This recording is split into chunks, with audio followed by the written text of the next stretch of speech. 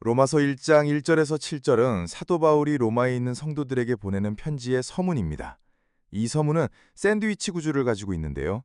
1절과 7절이 서로 짝을 이루며 대칭을 이룹니다. 1절에서는 바울이 사도로 부르심을 받았다고 말하고 7절에서는 로마에 있는 사람들이 성도로 부르심을 받았다고 말하죠. 바울과 로마에 있는 성도 모두 복음을 통해 부르심을 받았고 복음을 위해 부르심을 받았습니다. 이 샌드위치 구조 중심에 복음의 핵심이 있는데요. 3절과 4절 말씀입니다.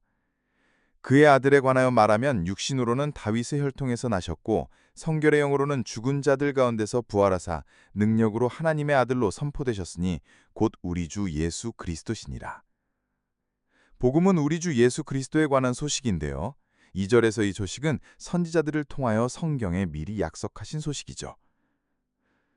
특히 육신으로는 다윗의 혈통에서 나셨고 라는 표현과 성결의 영으로는 부활하사 하나님의 아들로 선포되셨다는 이 두 표현은 복음의 핵심으로 무척 중요합니다. 그러면 예수님께서 다윗의 혈통으로 오셨다는 건 무슨 의미일까요?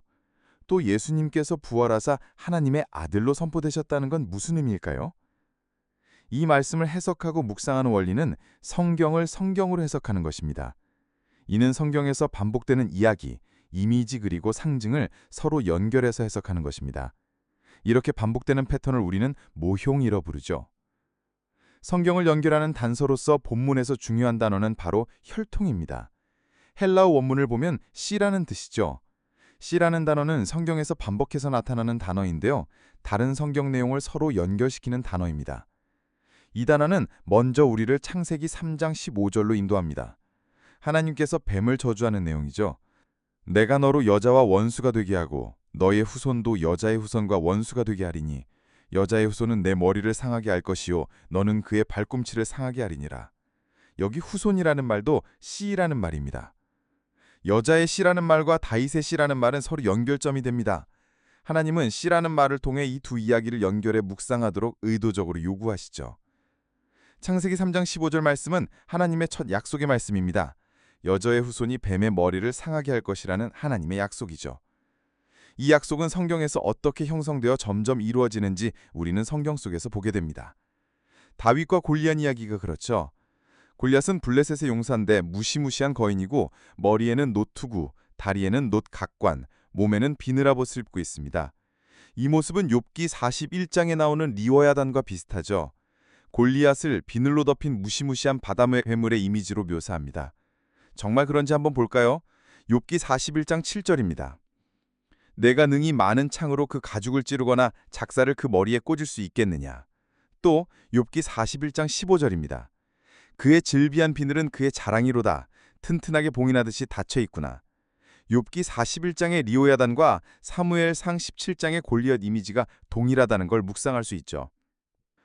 그런데 시편 74편 13절과 14절에선 리오야단을 용이라 부르죠. 또 요한계시록 20장 2절은 용 곧 옛 뱀을 마귀요 사탄이라고 언급하죠. 성경에서 반복되는 상징과 이미지를 서로 연결해 묵상하면 골리앗은 단지 블레셋의 용사만을 의미하지 않습니다. 그는 상징적인 존재죠. 옛 뱀, 곧 사탄의 모형입니다. 다윗은 물맷돌로 골리앗의 머리를 칩니다. 칼로 그의 머리를 베죠. 이 장면은 창세기 3장 15절의 약속을 떠올리도록 합니다. 여자의 후손이 뱀의 머리를 상하는 모습이죠. 물론 다윗은 창세기 3장 15절 약속을 온전히 이루는 사람은 아닙니다. 다윗도 단지 모형을 형성할 뿐이죠. 하나님의 약속은 창세기 3장 15절에서 그치지 않죠. 하나님께서 다윗을 통해 또 다른 약속을 주십니다. 그 약속은 사무엘하 7장 12절입니다.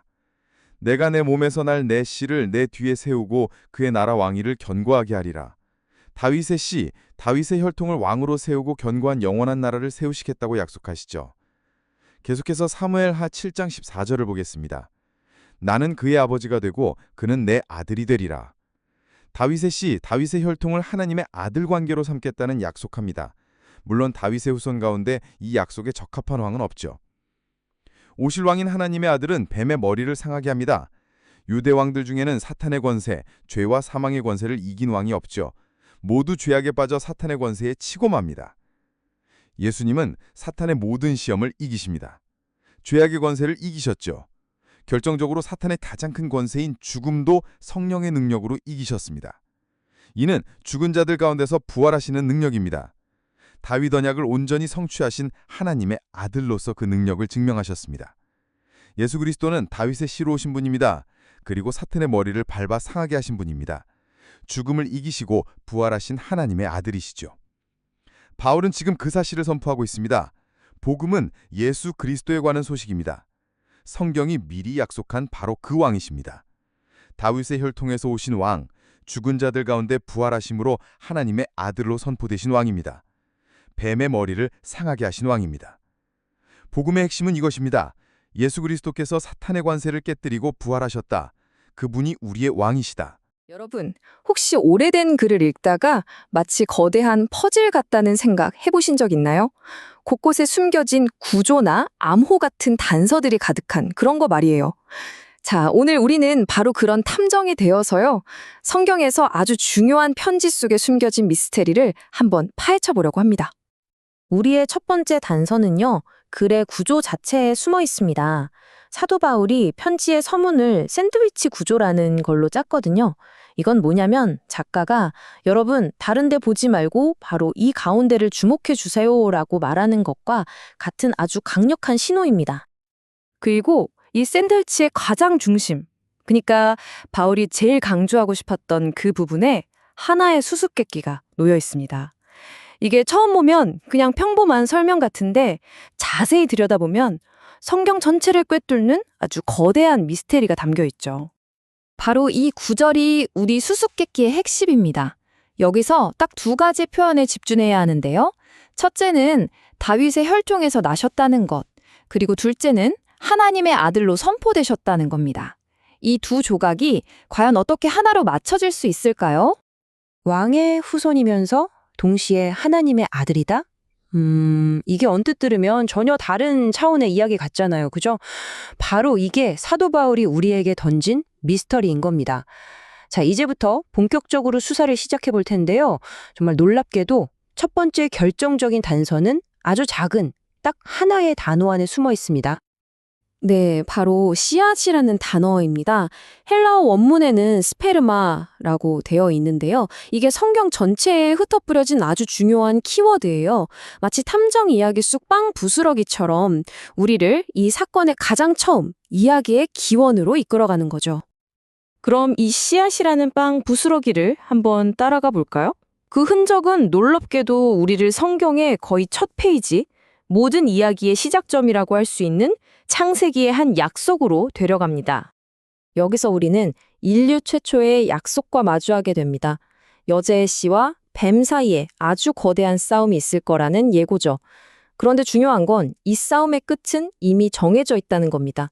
바로 그 씨가 결국 뱀의 머리를 부숴버릴 거라는 약속이죠. 자, 이 거대한 이야기를 추적하려면 우리에게 특별한 탐정 도구가 하나 필요합니다. 바로 모형론이라는 건데요. 말이 좀 어려워 보이지만 사실 간단해요. 성경의 저자들이 역사 속에서 반복되는 어떤 패턴을 발견하고 그걸 통해서 미래에 올 더 큰 실체를 슬쩍 암시한 거예요. 일종의 미리 보기 같은 거죠. 이 모형론이라는 탐정 도구가 실제로 어떻게 작동하는지 우리한테 가장 익숙한 이야기 중 하나인 다윗과 골리앗의 대결에 한번 적용해 보면서 확인해 보겠습니다.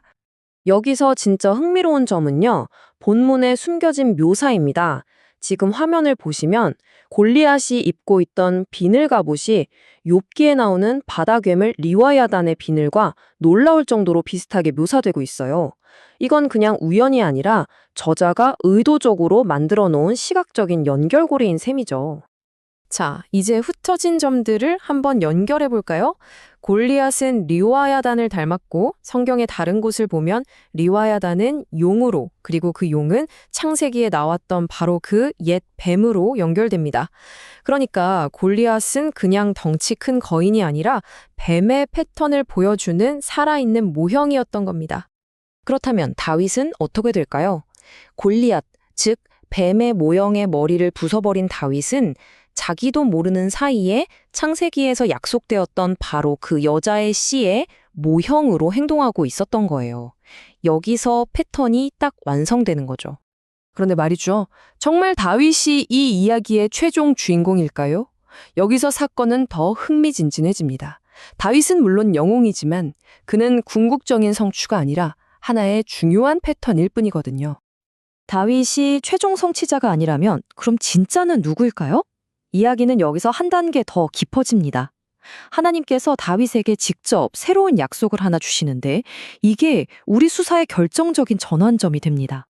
바로 이 지점에서 모든 조각이 연결되기 시작합니다. 미래에 올 다윗의 씨가 동시에 하나님의 아들이 될 거라는 이 새로운 약속. 어때요? 우리가 로마서 1장에서 처음 마주했던 그 수수께끼의 두 조각이 드디어 하나로 딱 맞춰지는 순간입니다.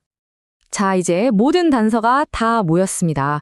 창세기의 약속에서 시작해서 다윗과 골리앗의 패턴을 거쳐 다윗에게 주어진 새로운 약속까지 이제 이 모든 증거들을 손에 들고 우리의 첫 사건 현장이었던 로마서 1장으로 돌아가서 이 수수께끼를 완전히 풀어보겠습니다.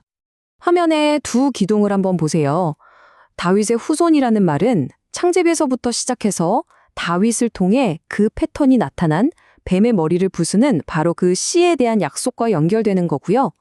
그리고 하나님의 아들이라는 말은 다윗에게 주어졌던 왕의 약속과 연결되면서 부활을 통해 그 능력이 확실하게 증명되었다는 뜻입니다. 바로 이것이 로마서 1장 수수께끼의 최종 해답입니다.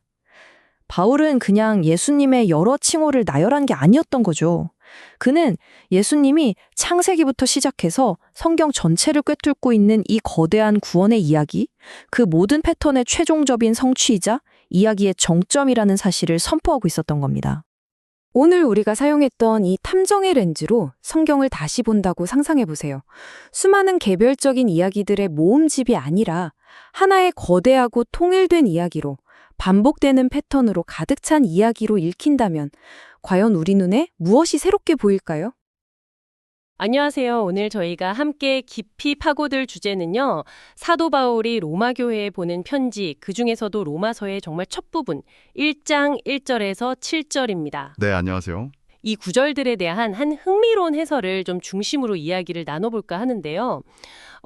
이게 그냥 짧은 서론 같잖아요. 그렇죠. 보통 그렇게 생각하기 쉽죠. 근데 이 해설은 여기에 복음의 정수, 특히 예수 그리스도가 도대체 누구신가에 대한 아주 놀라운 통찰이 담겨 있다고 주장합니다. 맞습니다. 아주 중요한 내용이 이 서두에 압축되어 있다고 보는 거죠. 이 해설이 제시하는 관점이 참 재밌어요. 로마서 1장 1절에서 7절을 그냥 인사말로 치부하는 게 아니라 뭐랄까 아주 잘 짜인 샌드위치 구조로 분석을 하더라고요. 샌드위치요? 흥미로운 비유네요. 네, 시작인 1절과 끝인 7절이 빵처럼 양쪽에서 딱 감싸고 있고 그 한가운데 그러니까 3절과 4절에 제일 중요한 알맹이, 핵심 메시지가 들어있다는 거예요. 보물 상자 같다고 할까요? 아, 구조 자체가 메시지를 담고 있다? 이런 해석이군요. 네. 그래서 오늘은 이 해설을 한번 따라가 보려고 해요. 바울은 왜 이런 구조를 썼을까? 그리고 그 중심 내용, 예수님이 다윗의 혈통에서 나셨다는 거랑 하나님의 아들로 선포되셨다는 거가 그냥 신학 용어가 아니라 창세기부터 시작되는 그 성경 전체의 큰 이야기 속에서 어떤 결정적인 의미를 갖는지 그 연결고리를 좀 찾아보겠습니다. 여러분도 같이 한번 따라와 보시죠. 네, 아주 의미 있는 작업이 될 것 같습니다. 자, 그럼 먼저 그 샌드위치 구조라는 것부터 좀 볼까요? 해설에서 1절과 7절이 서로 평행을 이룬다고 지적하는데요. 1절에서는 바울 자신이 하나님의 복음을 위해 택정함을 입었고 사도로 부르심을 받았다고 하잖아요. 네, 그렇죠. 자신의 소명을 밝히죠. 그리고 7절에서는 편지를 받는 로마 성도들을 향해서 하나님의 사랑하심을 받고 성도로 부르심을 받은 모든 자 이렇게 부릅니다. 부르심이라는 말이 딱 반복되네요. 맞습니다. 이게 그냥 우연이 아니라는 거죠. 해설에 따르면. 이 대칭 구조는 바울과 로마 성도들 사이에 아주 중요한 공통점이 있다는 걸 강조한다고 봐요. 공통점이요? 그게 뭘까요? 바로 두 그룹 모두 복음을 통해서 그리고 더 중요하게는 복음을 위해서 부름받았다는 사실이죠. 그러니까 편지를 쓰는 사람이나 받는 사람이나 전부 이 복음 때문에 복음을 위해 존재한다는 거예요. 아, 네, 편지의 첫머리부터 이 편지의 진짜 주인공은 복음이다라고 딱 선언하는 셈이에요. 앞으로 나올 모든 이야기는 이 복음에서 시작해서 복음으로 돌아갈 거다. 뭐 이런 강력한 예고편 같은 느낌이죠. 와, 구조 자체로 복음이 핵심이라는 걸 보여준다니 정말 흥미롭네요. 그럼 그 샌드위치에 제일 맛있는 속, 복음의 심장부라고 할 수 있는 3절과 4절로 한번 들어가 보죠. 제가 한번 읽어볼게요. 네. 이 복음은 하나님이 선지자들을 통하여 그의 아들에 관하여 성경에 미리 약속하신 것이라 그의 아들에 관하여 말하면 육신으로는 다윗의 혈통에서 나셨고 성결의 영으로는 죽은 자들 가운데서 부활하사 능력으로 하나님의 아들로 선포되셨으니 곧 우리 주 예수 그리스도시니라. 와, 정말 압축적인데요. 네, 정말 복음의 핵심이 담겨 있죠. 이 해설은 여기서 예수님의 두 가지 중요한 정체성, 그러니까 다윗의 혈통 또는 씨라는 것과 하나님의 아들이라는 점이 딱 제시된다고 강조하더라고요. 맞습니다. 그 두 가지 표현이 핵심이죠. 근데 여기서 가로 질문이 생기잖아요. 다윗의 혈통이라는 게 그냥 예수님이 다윗 왕가의 후손이다 이런 역사적 사실만 말하는 걸까? 뭔가 더 깊은 뜻이 있는 건 아닐까 이런 생각이 들고요. 네, 충분히 그런 질문을 할 수 있습니다. 또 부활해서 능력으로 하나님의 아들로 선포되셨다. 이 말은 그럼 부활하기 전에는 하나님의 아들이 아니셨나? 하는 좀 오해의 소지도 있을 것 같고요. 그렇죠. 그런 의문이 자연스럽게 들 수 있어요. 이 해설은 이런 질문들을 피하지 않더라고요. 오히려 이걸 더 깊은 이해로 나아가기 위한 뭐랄까 디딤돌로 삼는 것 같아요. 바로 그 지점입니다. 이런 질문들에 답하기 위해서 이 해설이 아주 중요한 성경 해석 원칙 하나를 제시하는데요. 바로 성경은 성경으로 풀어야 한다는 겁니다. 성경을 성경으로 푼다. 네.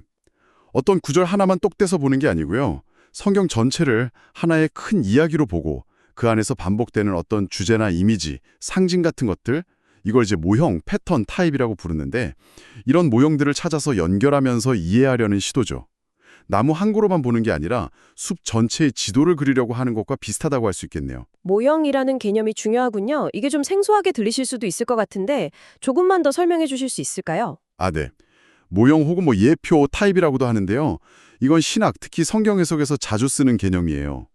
구약 성경에 나오는 어떤 인물이나 사건, 제도 같은 것들이 나중에 신약에서 나타날 더 완전하고 궁극적인 실체, 특히 예수님이나 그분의 사역을 미리 보여주는 어떤 그림자나 예시 역할을 한다는 생각입니다. 아, 그림자나 예시. 네.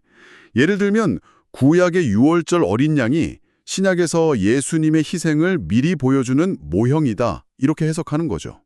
이 해설은 이런 모형론적 해석 방식을 아주 적극적으로 사용해서 로마서 1장 3절과 4절을 풀어내고 있는 겁니다. 아하, 그러니까 구약의 이야기들이 그냥 옛날 이야기가 아니라 장차올 진짜 실체를 가리키는 예고편 같은 거다. 이런 관점이군요. 알겠습니다. 그럼 이 해설은 로마서 1장 3절에 혈통이라는 단어에서 어떤 중요한 모형이나 연결고리를 찾아내는 건가요? 네, 아주 중요한 포인트를 짚는데요. 해설은 특히 3절의 혈통이라는 단어에 주목합니다. 우리말 성경에는 혈통으로 번역됐지만 헬라어 원문은 스페르마예요. 이게 뭐냐면 바로 씨라는 뜻이거든요. 아, 씨요. 네. 그냥 후손이라는 일반적인 의미를 넘어서 성경 전체에서 이 씨라는 단어가 아주 특별하고 반복적으로 사용되는 뭐랄까 핵심 열쇠 단어라고 이 해설은 강조합니다. 그리고 이 씨라는 단어가 우리를 아주 오래된 이야기로 데려간다고 말하죠. 어디로 데려가는데요? 창세기 3장 15절입니다. 창세기 3장 15절. 아, 에덴 동산 이야기군요. 맞습니다. 뱀, 그러니까 사탄이 아담과 하와를 유혹해서 죄를 짓게 한 바로 그 직후에 하나님께서 뱀에게 저주를 선포하시는 장면이죠. 내가 너로 여자와 원수가 되게 하고 내 후손 씨도 여자의 후손 씨와 원수가 되게 하리니 여자의 후손 씨는 내 머리를 상하게 할 것이요 너는 그의 발꿈치를 상하게 할 것이니라 하시고. 아, 여기서 후손으로 번역된 단어가 히브리어로는 제라, 그리고 이걸 헬라어로 번역하면 스페르마, 바로 씨입니다. 와, 그렇군요. 이 해설은 하나님께서 로마서 1장 3절에 다윗의 씨와 창세기 3장 15절에 여자의 씨를 우리가 그냥 지나치지 않고 의도적으로 연결해서 생각하도록 성경을 기록하셨다고 주장해요. 의도적으로 연결하도록. 네, 창세기 3장 15절은 인류 최초의 복음, 그래서 원시 복음이라고도 불리잖아요.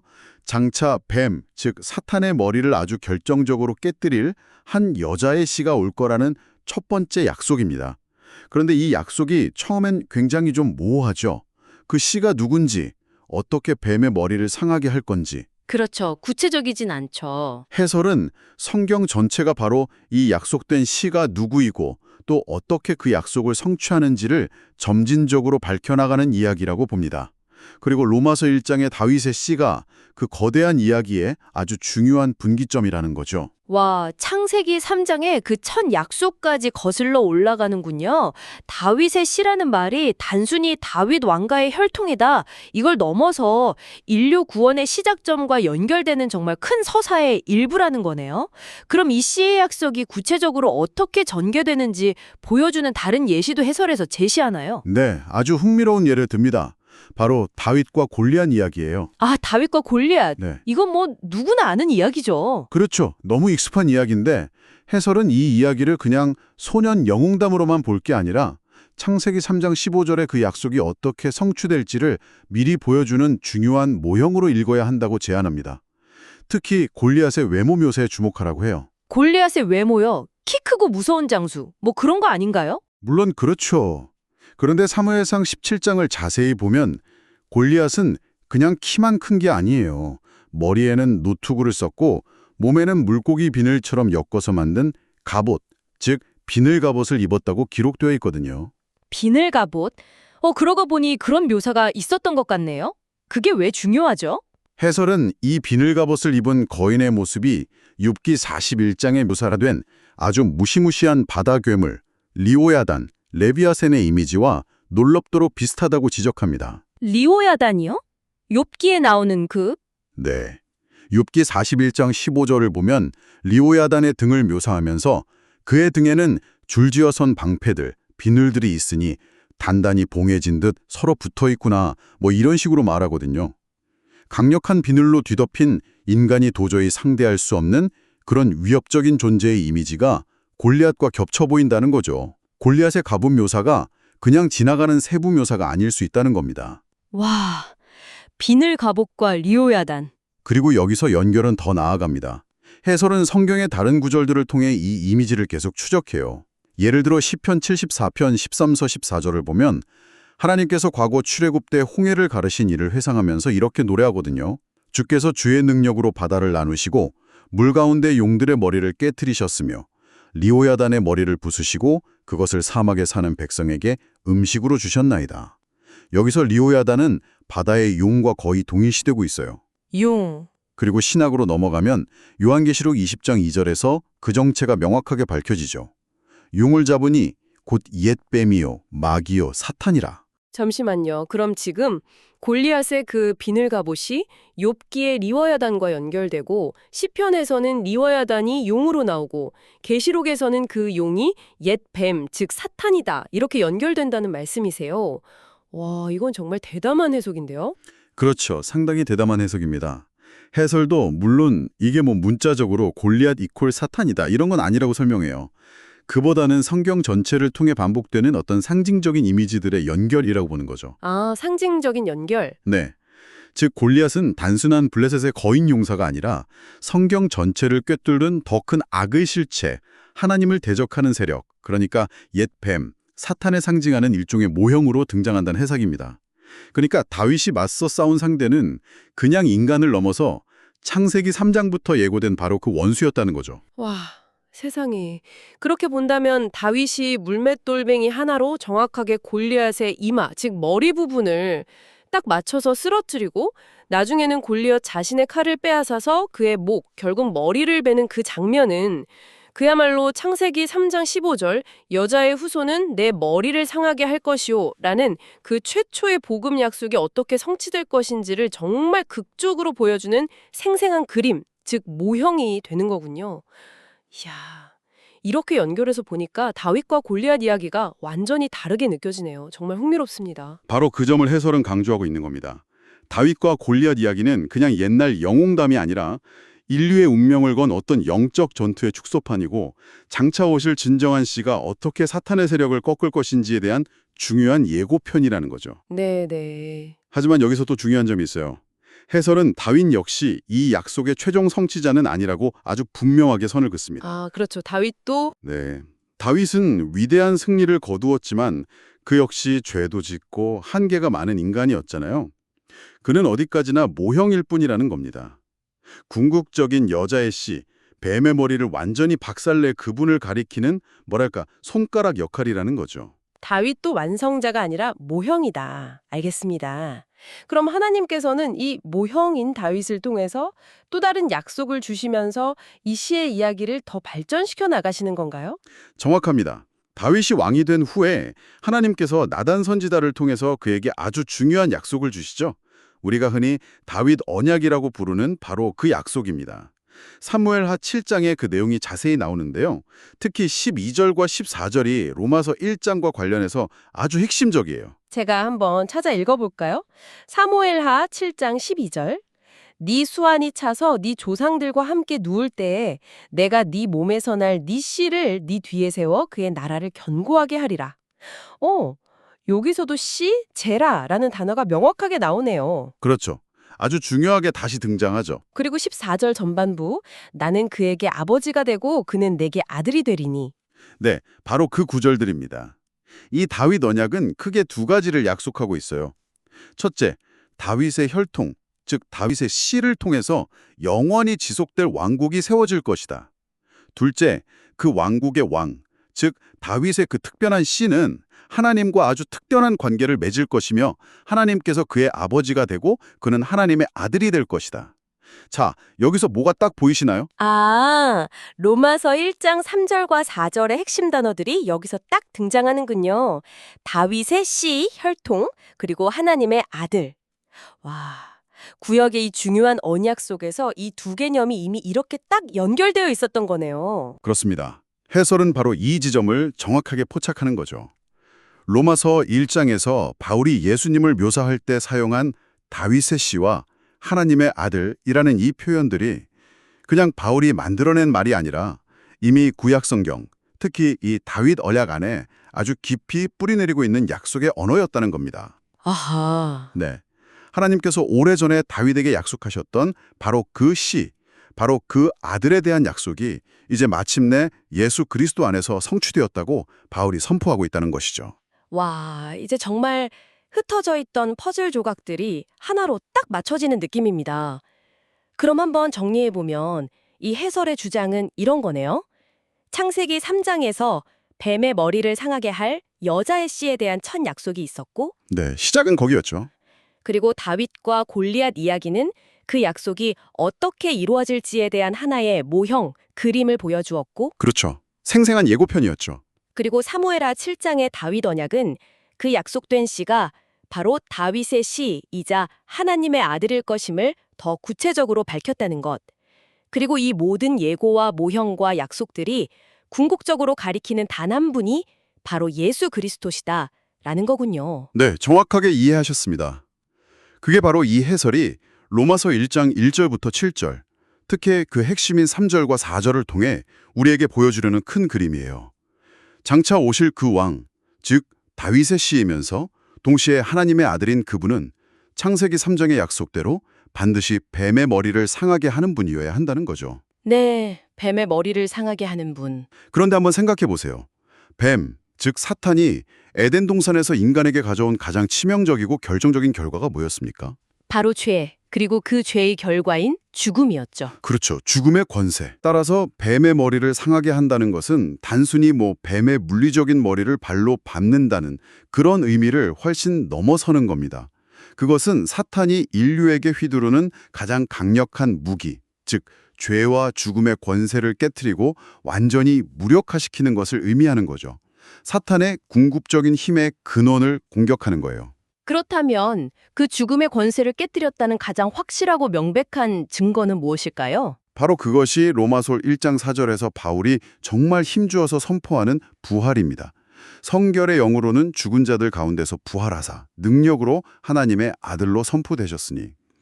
해설은 여기서 능력, 디나미스라는 단어에 특히 주목해요. 능력, 디나미스. 네, 예수님의 부활은 그냥 죽었다가 다시 살아난 그런 소생 사건 정도가 아니라 죽음의 권세 자체를 완전히 정복하고 깨뜨려버린 하나님의 강력한 능력의 표출이라는 겁니다. 죽음 그 자체를 이겨버리는 것보다 더 확실하게 뱀의 머리, 즉 사탄의 권세를 상하게 했다는 증거가 있을까요? 없겠죠. 그렇죠. 부활이야말로 예수님께서 창세기부터 약속된 바로 그 씨, 뱀의 머리를 박살내신 분이라는 가장 강력하고도 명백한 증거이자 선포인 것입니다. 그래서 부활하사 능적으로 하나님의 아들로 선포되셨다는 말이군요. 그러니까 부활 이전에도 물론 하나님의 아들이셨지만 이 부활이라는 어마어마한 사건을 통해서 그분의 신적인 능력과 사탄 및 죽음에 대한 최종적인 승리가 온 세상에 명백하게 선포되었다. 이런 의미로 이해하면 되겠네요. 네, 해설은 바로 그렇게 해석합니다. 따라서 로마서 1장 3절과 4절은 예수 그리스도에 대한 완전한 초상화를 그려주고 있는 거예요. 그분은 약속대로 다윗의 씨로 오셨습니다. 3절. 이건 그분의 완전한 인간성, 그리고 이스라엘 왕가의 정통성을 의미하죠. 네, 인간성과 왕의 혈통. 동시에 그분은 죽음을 이기신 부활의 능력을 통해서 역시 약속대로 하나님의 아들로 온 세상에 선포되셨습니다. 4절. 이것은 그분의 신성, 그리고 사탄과 죄와 죽음의 권세에 대한 완전하고도 최종적인 승리를 의미하는 거고요. 신성과 승리. 네, 이 두 가지, 인성과 신성, 약속과 성취, 왕의 혈통과 하나님의 아들로서의 권능, 이 모든 것이 예수 그리스도 한 분 안에서 완벽하게 결합되었다는 것. 이것이 바로 바울이 로마서의 서두에서부터 힘주어 선포하는 복음의 핵심 내용이라는 것이 이 해설의 결론입니다. 와, 정말 놀랍습니다. 오늘 저희는 로마서 1장의 첫 7구절에 대한 한 해설을 통해 이 짧아 보이는 서문 속에 얼마나 깊고 또 방대한 신학적, 성경적 내용이 함축되어 있는지 함께 탐험해 보았습니다. 네, 정말 그렇죠. 샌드위치 구조 안에 담긴 핵심 메시지, 즉 예수 그리스도께서 다윗의 씨로 오셨고 또 부활을 통해 하나님의 아들로 선포되셨다는 것. 그리고 이게 그냥 단순한 선언이 아니라 창세기 3장의 첫 약속부터 시작해서 다윗과 골리앗 같은 모형들, 또 다윗 언약 같은 구체적인 약속들을 거쳐서 마침내 예수 그리스도 안에서 성취된 성경 전체를 꿰뚫는 거대한 이야기의 정점이라는 것을 확인할 수 있었네요. 결국 복음이라는 건 예수 그리스도라는 한 인물에 대한 소식이죠. 복잡한 교리체계나 어떤 윤리적인 가르침 이전에 복음은 선포입니다. 진정한 왕이 누구인가라는 질문에 대한 답인 거죠. 왕이 누구인가? 네, 이 해설이 우리에게 힘주어 말하는 것처럼 성경이 아주 오래전부터 약속하고 예고하고 또 여러 모형들을 통해서 보여주었던 바로 그 왕, 사탄의 권세를 깨뜨리고 죽음에서 부활하신 그분이 바로 예수 그리스도시며 그분이 우리의 주님이시다라는 선포. 이것이 바울이 로마서를 통해 로마의 성도들에게 그리고 시대를 넘어서 오늘 우리에게까지 전하고자 했던 복음의 심장이라고 할 수 있겠습니다. 예수 그리스도께서 사탄과 죽음과 권세를 이기시고 부활하셨다. 그분이 우리의 왕이시다라는 그 외침말이군요. 네, 바로 그거죠. 마지막으로요. 오늘 살펴본 해설에서 다윗이나 여러 구약의 사건들이 장차 오실 그리스도를 가리키는 모형이 된다는 개념을 다뤘잖아요. 여기서 한 가지 흥미로운 질문을 여러분께 한번 던져드리고 싶습니다. 네, 어떤 질문이죠? 만약 성경 속 인물이나 사건들이 더 큰 실제이신 그리스도를 미리 보여주는 모형이 될 수 있다면 혹시 지금 우리가 살아가는 우리 삶 속에서 반복되는 어떤 패턴이나 이야기, 우리가 겪는 관계나 사건들 역시 우리가 아직 온전히 다 깨닫지는 못하지만 더 큰 어떤 영적인 실제나 하나님의 계획을 희미하게나마 보여주는 그런 모형일 수는 없을까요? 흥미로운 질문이네요. 어쩌면 여러분 각자의 이야기는 생각보다 훨씬 더 큰 어떤 장엄한 이야기의 일부일지도 모릅니다. 이 질문을 잠시 마음에 품고 오늘 하루를 보내보시는 것은 어떨까 한번 제안해 봅니다. 다음 심층 분석에서 다시 찾아뵙겠습니다. 네, 감사합니다.